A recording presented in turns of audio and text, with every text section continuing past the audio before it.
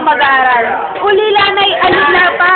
Subalit, Ginoo, siya'y magdodoktor at labis sa pinupuri ng kanyang mga guro. Sayang mahabang panahon na kanyang pag-aaral kung magkakagayon. Lalong mainam. Lalong mainam. Sa halip na makasama ay nakabubuti sa kanya at sa lahat ng mahulog sa kanya. Ano na lamang ang wiwikain ng mga pilibusterong tinatawag ang kanilang sariling alagad ng pagbabago? Hindi kami marunong mga laga sa bayan? Hindi. Sa palagay ko, Ginoo, walang kasalanan ng batang ito sa lahat. Subalit, siya'y nahulihan ng aklat na bawal. Oo, subalit ang aklat na yun ay patungkol lamang sa medisina at pudyente hindi pa naalis ang balot. At wala rin siya sa piging sa pansiterya. Magaling. Mainam itong halimbawa para sa iba upang lalong matakot sa pamahalaan. Kailangan paksakitan ng isa para sa ikabubuti ng iba. Hindi dapat mangalit ang kapangyarihan.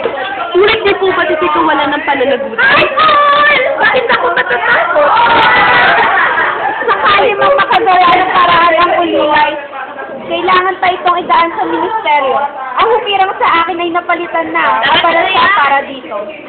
Ang makalipas ay madaling malimutan, kaya bakit ko didibdibin ang sasabihin nila? Subalit sa mahalan, ang bayan. Ano ang bayan? Siya ba ang humirang sa akin? Ano ang utang na loob ko sa kanya? Napakaganda ng Maganda na. Tama na.